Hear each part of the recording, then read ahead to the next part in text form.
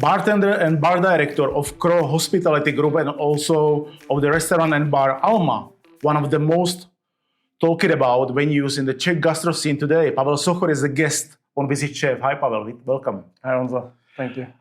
If you came to Alma today as a guest, would you recognize that the bar is run by well-known Czech bartender or just a really well-functioning team? I would say a team. It's a team, definitely. Like I can be the leader, but it's always about the team. You know, they do. I would say the most of the work. It's up to them. You know, it's their job to be there every day for the guests. Yeah. So I would say the team. Cool. And I have a really good team now, I have to say. Hopefully, this is the right question. When you stand behind the bar in the evening, are you there as a bartender or as a bar director? As a bartender, definitely, and I like it.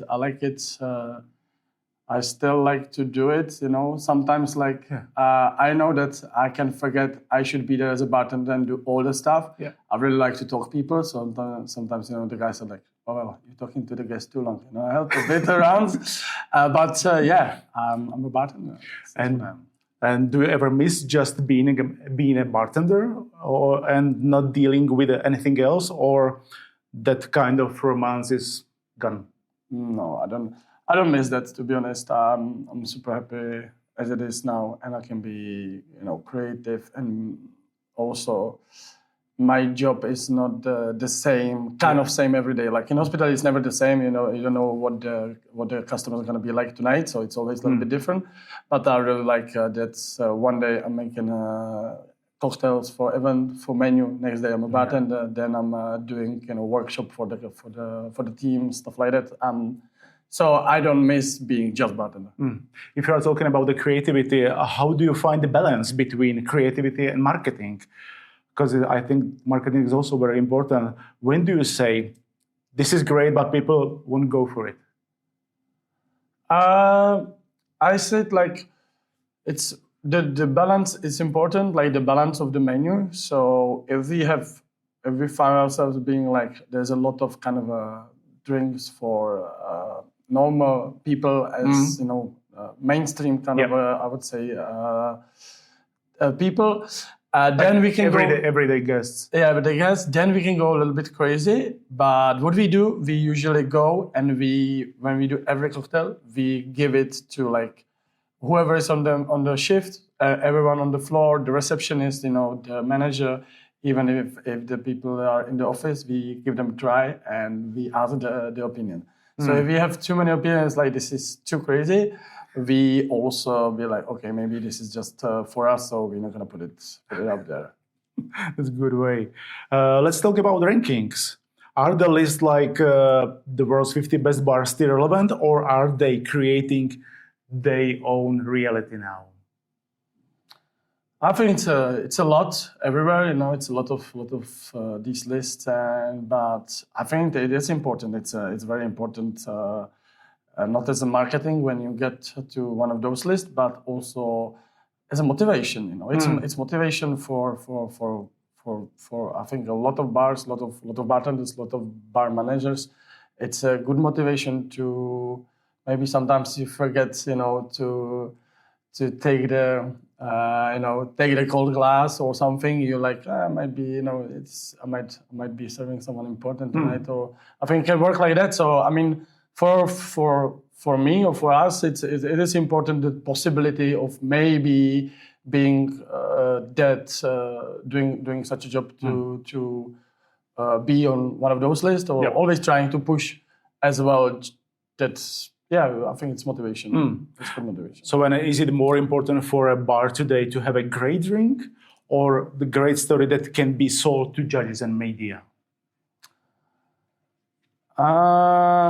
Yeah, I think both. I think the story is important, not just the media and the judges, but also people like story, people like concept. You know, they like you have a concept of your place, you know, and you keep the product as it is within the concept. That's why they go to you, I believe. Yeah. So yeah, both it's important, I would say. And if we are talking about the rankings, do you see a bar in the Czech Republic that you think deserve to be, for example, in the 50 best bars, but isn't?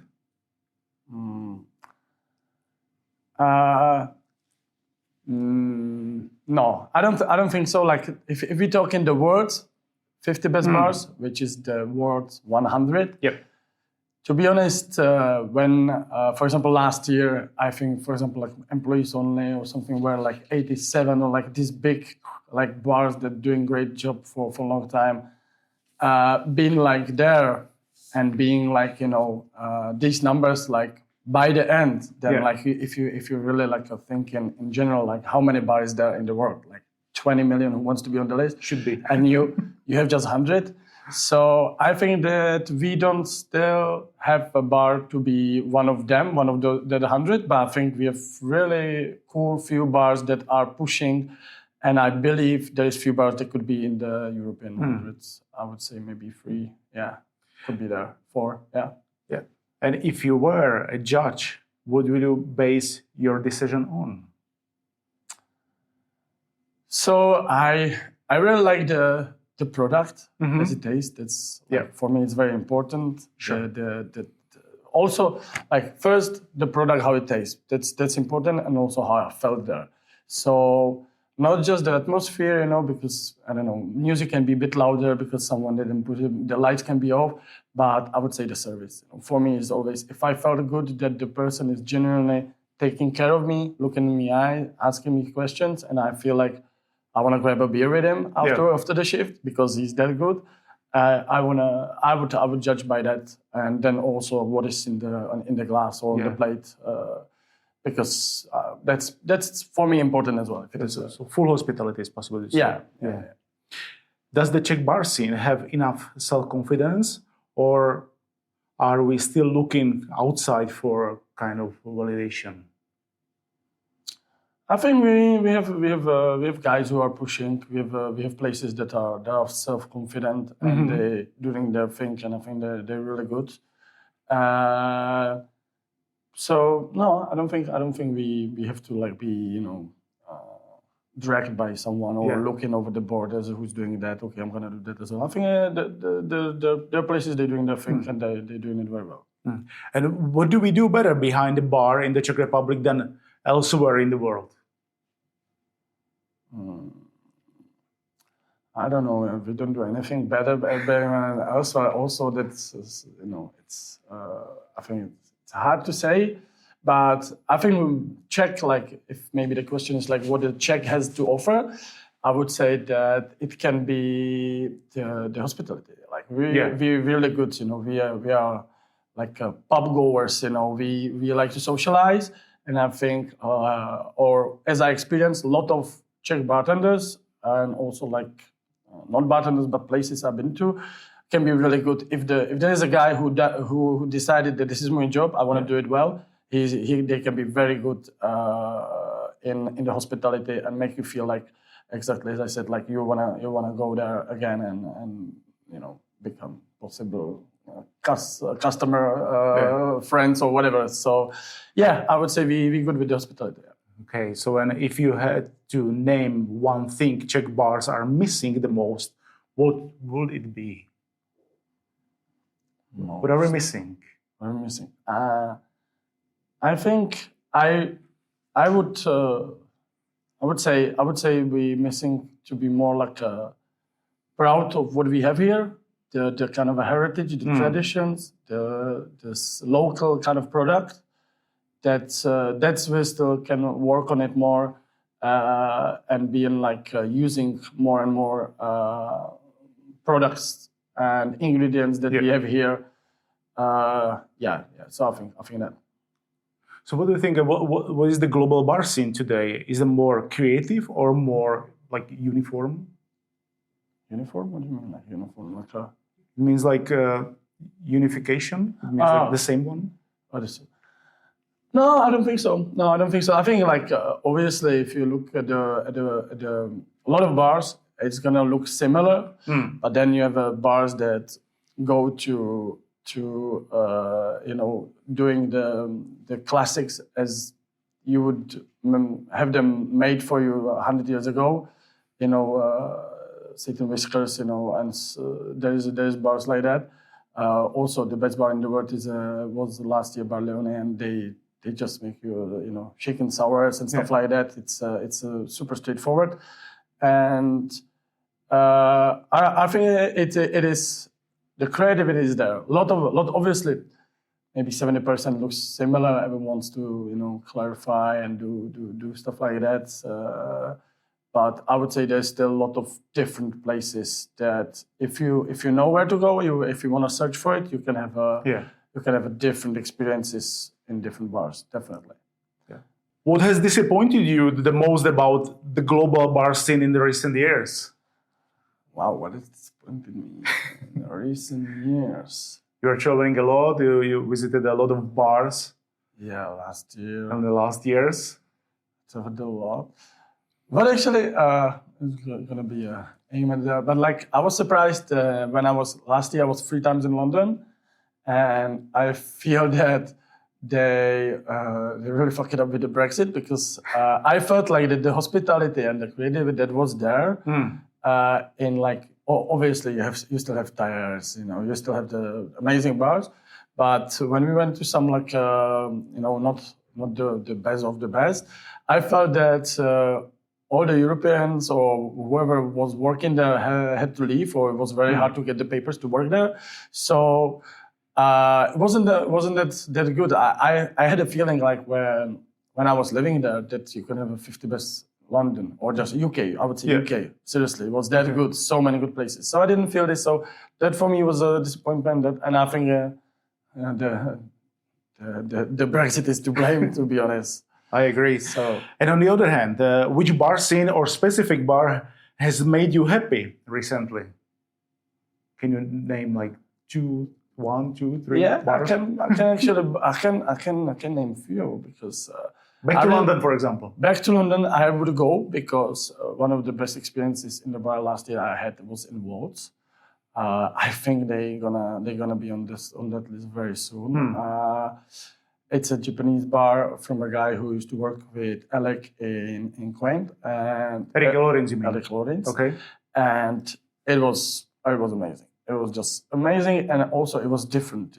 I had a matcha old fashioned with matcha old fashioned. Yeah, with Hibiki Harmony. It was like, wow, who would put these together? But it was amazing, and all the place was like, they had a waiting menu. That's a thing I would love to do somewhere in some place as well. So you were waiting on the side, and they give you a waiting menu of the drinks they have quickly done. Okay. And then you had the full experience on this 12 meters long bar. Oh, that's cool. It was amazing. Everything was well thought. The guy was like, wow. So it was such a nice, the hospitality there. It was one of the, I was like. So the cocktail menu? I was almost crying. Seriously, it was that good. Wow. And the cocktail menu was like with an Asian touch, is possible to say? Yeah.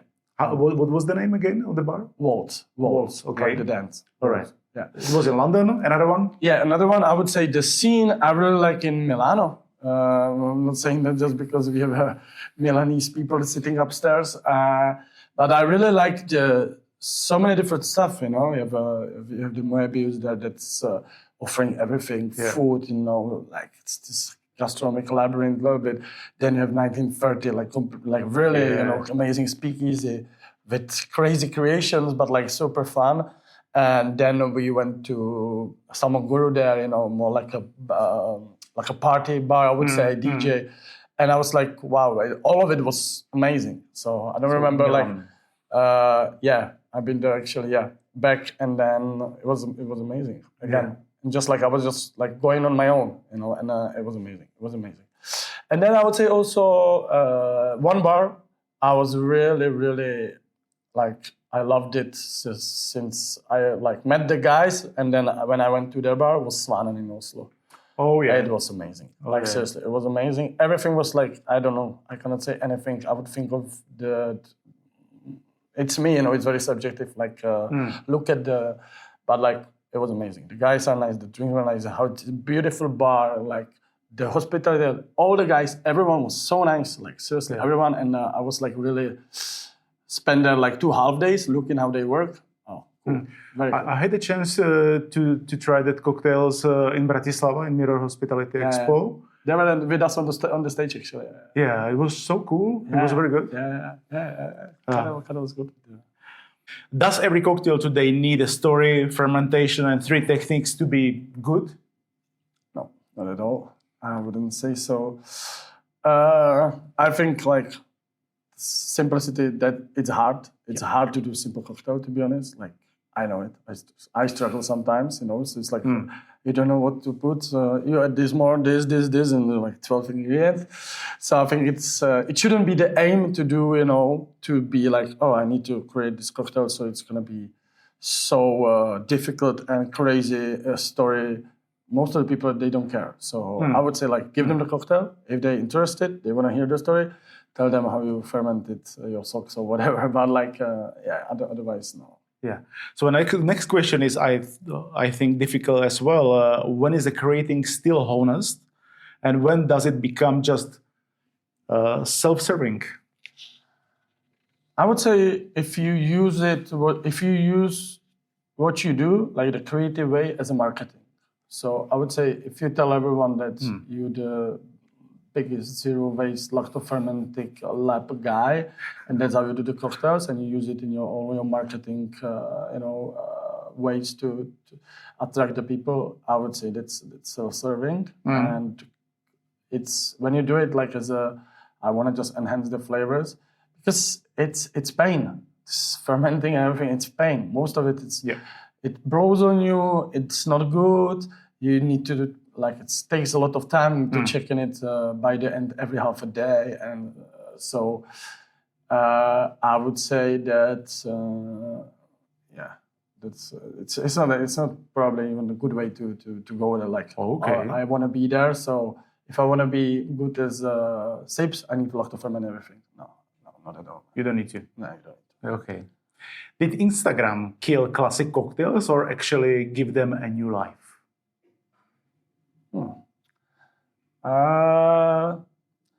I would say anything that's put on Instagram gonna be sold much more. So I would say the classic cocktails, I wouldn't say Instagram, but like everyone, a lot of bars, it's like that, and feels that for them to be the place you pick to go, you need to have a signature dishes, signature cocktails. And usually it is true. So I believe that everyone started to do that, and there's very little bars that they do classic cocktails, and they're like open about it. We have a menu of classic cocktails, we do that, and that's all we do. Because, classic cocktail, you can have anywhere. If the bartender knows what he's doing, he's gonna make you probably, Martinez, same as the guy who's have it on the menu. So I would say not as Instagram, but people drinking classic cocktails less and less. Like at our establishment, much less than the signature. Okay. Is it harder today to come up with a new drink than it was, for example, like 10 years ago? Or is it not hard? I think it is hard. It is hard. I think it depends how much pressure you put yourself, what you want to achieve. So it can be hard. It doesn't need to be, I would say. It's both sides. Seriously. For me, it is hard because I like to always feel like that I would like to push a bit more, So what we do actually, because, in Czech Republic, you still have the same fruit and the same, of course, if you want to be like local, a bit local seasonal. So we changing we have every year, for example, rhubarb, but we changing the techniques to put the rhubarb in the cocktail. So, so I would say like, it is hard. If you put yourself there, you want to make it hard for yourself and make it that. Yeah. Where does a cocktail menu at Alma begin? In the kitchen, at the bar, or with the guest? With the guest, I would say, because we know what we gonna be using probably for the cocktail, but then we build it around how the guest would like to, what the guest would buy. So, you know, back to rhubarb, we did this cocktail that was super nice, you know, but it was very like probably like a more bartender drink. And there's like rhubarb is it's a mainstream nice fruit. It's fruit or veggie? It's fruit. What? Rhubarb. What? That's That doesn't matter. But then we were like, let's put it in a highball, like a kind of a gin fizz, you know, because then that's what the customer would like. So then we actually, it starts at the bar, but like it's we keep the customer in the mind a lot. I would say, like, because in the end you need to sell it to someone. Okay, so if you are building a cocktail menu, what should a cocktail menu be like? Easy to read or mainly provocative? I would say not 50-50. I would say 70 to 30. Which is 70. 70 is the easy to understand. Yeah, easy to understand. At least like, for example, we keep the names as it's inspired by some classics. So we keep the name and then put just the flavor. So something old-fashioned, something highball, blah blah blah. So and then there is always place, I think, for the crazy stuff. And you don't sell many of those, but maybe it can be the reason why the people gonna try the cocktail and then maybe go from there or come to your place because like, I want to try butter and miso in my cocktail. So, and it was actually delicious. So let's try the other one. So it happens time to time. And how many compromises do you have to make when you're creating a many so it actually works in real service? Yeah, a lot. Like especially if I'm talking about Alma, if I can put it to Alma, we have around 90 seats, you know, and it needs to be fast. You know, I cannot use whatever even too much aroma garnishes, then another garnish, or doing too many movements. So in the end, you have to sometimes like do compromises. Do compromises. Mm-hmm. Is there a drink you personally love but would never put on Alma menu? Yeah, it is actually. It's we never had a Manhattan there. I love Manhattan. That's true. We never had Manhattan. I love Manhattan. And why? Rye Manhattan. Oof. Why? I feel like no one would buy it. Like, not. It would be so little, less than miso, butter, whatever crazy thing. So there is few drinks we don't put there, and also, if you want Manhattan, just have a Manhattan with a good rye, and then what is there to add? I'll add you some maybe tincture, whatever, some different bitters, but like, I believe some drinks you don't need to maybe change that much. And sure, it's if you bar, you're always able to do that. So customer can have it. Yeah. As we said, in Alma is not only the bar, it's also a restaurant as well. Why do restaurant guests still automatically order wine instead of cocktails? Yeah, they do. Yeah, they do. I would say it's. But why? I don't know why. I mean, like it's as how it is for probably quite some time. People are used to having wine with their food. That's. All the restaurants were doing the wine pairing stuff.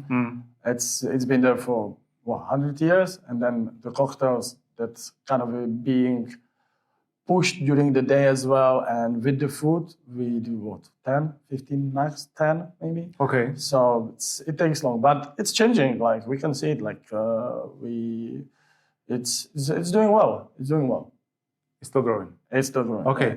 So then how do you show guests that cocktail belong with dinner just as naturally as wine? So what we do, what was for us big hack. So I always try to think of it like we are beer country, and we are okay with having beer with our dish, Yeah. you know. And the beer has 5.6 ABV, and you drink half a liter of it for your lunch. So we're like, if you have, doesn't mean that if I put in this highball 40 ml of 40% alcohol, that it's gonna be strong. It actually, when you count it, it's got similar to the beer, 7, 8, whatever, 9 ABV. So we try to always put this in people's mind. And what was big hack for us, we put the ABV below the cocktail. So each cocktail has a calculated ABV, exact, and then it's people. A lot of people still going like, "What? This is just 7.2, you know, this apple highball." It's like, yeah, actually, it's a lot of water, you know, bit of gin, bit of vermouth, some other stuff. So yeah, it's a good way for sure. And can you imagine a tasting menu pair it exclusively with the cocktails? No, I wouldn't do probably just cocktails. It can be overwhelming. I used to do actually, and then when I look back, I think I wouldn't do it again. I would say it would be nice to do like a pairing different than wine. So you can go, you know, you can start with the sherry, you can have a cocktail, then you can have whatever, your own vermouth, then cocktail, and finish it with some digestive or something. So like that, I would do that now, and I think that could go, you know, that can go like a long way. People would probably enjoy it more than, because cocktail it can be in a lot of flavors, and then I think it would be too overwhelming. And what do you think the bars will look like in 10 years? Less alcohol, more flavor, or return to classics, for example? What do you think? I think it'll be a bit less alcohol. Or I don't think people will stop drinking alcohol. I heard somewhere that someone just wrote that alcohol will disappear in 50 years or something. I was like, no. I don't think so. Man, I don't think so. It's a good stuff, man. It's fun, you know? That's true. So I think it's gonna be more, and it is already, aim on low ABV, you know, low ABV cocktails, you know, highballs and cocktails that are not old-fashioned, you know, stuff that is like, you know, punchy with alcohol, but more with the low ABV cocktails. And the classics, I don't think so, to be honest. I think it's still going to be that you go there because you heard the signature cocktails are amazing. So it's going to be more the article that's going to push you to go there. Yeah. As we said, you are traveling a lot. You are talking with the bartenders all around the world. So what would you like? What would you like people outside in the Czech Republic to say about the Czech bar scene? I would like to say that we have authenticity, that we are authentic, and that if you go to Czech, you remember that you were in Czech Republic. Yeah. You know, so it can be just, you know, have a cocktail with small shot of beer. Maybe we come up with that or whatever, something that makes us. But like making be joking, but like, you know, making something that, because people travel a lot, and probably they can be mistaken if they're in this part of the world, it can be hazy, and they can be like it's Eastern Europe, Middle Europe, so not really knowing if they were in Hungary or whatever. So I would like them to have something that they remember. Yeah, they are in the Czech Republic and the Central Europe. Yeah, and the last very important question. What advice would you give today to a young bartender who want to be like kind of world class? Young bartender that wants to be world class. Yes. Your advice. I would say just read the books. And everyone's now looking at the Instagram and YouTube, and everything is there. And I mean, if you have time and really go through the book and write some stuff from it, or, you know, put a little sticker that this is the thing you want to try or you learn. I think that's important. That's a good. You have the time to think about it because like on the phone is so many information. Like I used to like put always save on Instagram, and then like you never go through it. It's like it's so much in the book, especially for me. I'm a dyslexic. I read very slow, but I read all the books and I was reading the stuff there, and I feel like it gets to your mind much easier than if you're spending actually 20 seconds with it than if you just like in 20 seconds watch 5 videos. Nice. So I would say read the books and it's fun. That's So good. Pavel Sochor, bartender and bar director of the Crow Hospitality Group and also the restaurant and bar Alma, has been guest of the VisitChefTV. Thank you very much, Pavel, and take care. Thank you, Onzo. Thank you. That was another episode of the Visit Chef Magazine podcast. You can find all episodes in our archive at visitchef.com/podcast, as well as on all major podcast apps. Feel free to contact us. We'd love to hear from you. We'll be back with a new episode soon, and we're already looking forward to having you with us again.